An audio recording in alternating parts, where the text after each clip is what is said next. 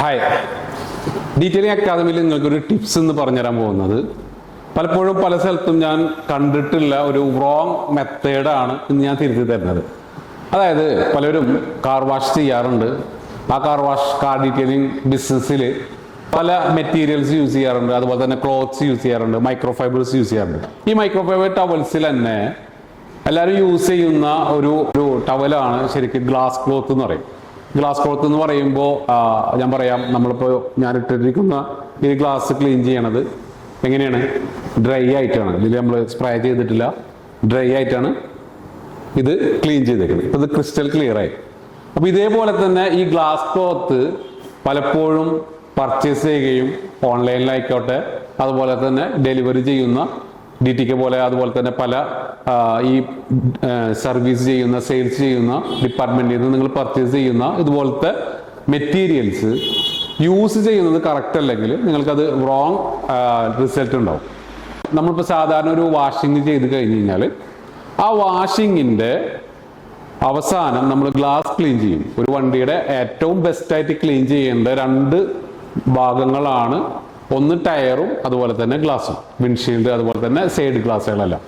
ഈ ഗ്ലാസ്സിൽ നമ്മൾ ക്ലീൻ ചെയ്യുമ്പോൾ അവിടെ വാഷിംഗ് കഴിഞ്ഞിട്ട് നമ്മൾ ഫസ്റ്റ് യൂസ് ചെയ്യുന്ന ഒരു ഡ്രൈയിങ് ക്ലോത്ത്, ചിപ്പ്മെൻ ടവൽസ് എന്ന് പറയുന്നതാണ് ഈ ഒരു ടൈപ്പ് ഓഫ് ടവൽസ്. ഓക്കെ, ഇതുപോലെ പല വീഡിയോസിലും നമ്മളിങ്ങനെ ഇട്ടിട്ട് വലിച്ച് ഇടുന്ന പോലെ, മുന്നേ അത് ചാമോയ്സ് ലെതർ, സിന്തറ്റിക് ചാമോയ്സ് എന്നൊക്കെ നമ്മൾ കേട്ടിട്ടുണ്ട്. അത് കഴിഞ്ഞിട്ട് നമുക്ക് കുറച്ച് വെള്ളമൊക്കെ അവിടെ ഇവിടെ ഒക്കെ ആയിട്ട് കാണാം. ആ വാട്ടർ ആയിട്ടുള്ള നമ്മൾ എന്ത് ചെയ്യും? മൈക്രോ ഫൈബർ ടവൽസ്, ഇതാണ് മൈക്രോ ഫൈബർ ടവൽസ് വെച്ചിട്ട് മിനിമം 350 GSM വേണം നമുക്ക് അതൊന്ന് നമുക്ക് ക്ലീൻ ചെയ്യണമെങ്കിൽ. അപ്പോൾ ഇവിടെ ഗ്ലാസ് ക്ലീനിങ് ചെയ്യുമ്പോഴും നമ്മൾ ഒരു മൈക്രോ ഫൈബർ ടവൽസ് വെച്ചിട്ടായിരിക്കണം ആദ്യം ക്ലീൻ ചെയ്യേണ്ടത്. അതായത് നമ്മളൊരു വിൻഷീൽഡിന്റെ അല്ലെങ്കിൽ സൈഡിന്റെ വിൻഡോ നമ്മൾ ജസ്റ്റ് ഒന്ന് താഴ്ത്തി, കൈ കിടക്കാവുന്ന രീതിയിൽ ഒന്ന് താഴ്ത്തി, ആ എഡ്ജിൽ നമുക്ക് ആദ്യം ക്ലീൻ ചെയ്ത് എഡ്ജ് ക്ലീൻ ചെയ്യണം. എന്നിട്ട് ഓരോ വിൻഡോയുടെയും ഇൻ ഔട്ട് എന്ത് ചെയ്യണം? നമ്മൾ ഗ്ലാസ് ക്ലീനർ ലിക്വിഡ് വെച്ചിട്ട് മൈക്രോ ഫൈബർ ടവൽസ് വെച്ചിട്ടാണ് ക്ലീൻ ചെയ്യേണ്ടത്. പലപ്പോഴും ഞാൻ കണ്ടൊരു മിസ്റ്റേക്ക്, പലരും ഈ ഒരു ടവൽസ് വെച്ചിട്ടാണ് ക്ലീൻ ചെയ്യണത് കണ്ടിട്ടുള്ളത്.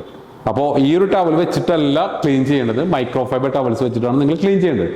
എന്നിട്ട് അവസാനം ബിഫോർ ഡെലിവറി നമ്മുടെ വണ്ടിയെല്ലാം ഡ്രൈ ആയിട്ടിരിക്കുന്ന സമയത്ത് ഗ്ലാസ്സുമ്മ പലപ്പോഴും സ്ലിക്ക് മാർക്കുകൾ കാണാൻ സാധ്യത കൂടുതലാണ്. ആ ഒരു കണ്ടീഷനിലാണ് നമ്മൾ ഈ ഒരു ടവൽസിന്റെ പ്രധാനം വരുന്നത്. അതായത് ഇമ്പോർട്ടന്റ്, നമ്മൾ അവിടെയാണ് ഈ ടവൽസ് യൂസ് ചെയ്യേണ്ടത്. അതായത് നിങ്ങൾ യൂസ് ചെയ്യേണ്ടത് ഈ ടവൽസ് ഫൈനൽ ഡ്രൈ ആയിരിക്കുമ്പോൾ വെറ്റ് ആയി ഒരിക്കലും ഈ ക്ലോത്ത് യൂസ് ചെയ്യാൻ പാടില്ല. ഈ ക്ലോത്ത് യൂസ് ചെയ്യുന്നത് ഡ്രൈ ആയിട്ട് മാത്രമേ ഈ ക്ലോത്ത് യൂസ് ചെയ്യാൻ പാടുള്ളൂ.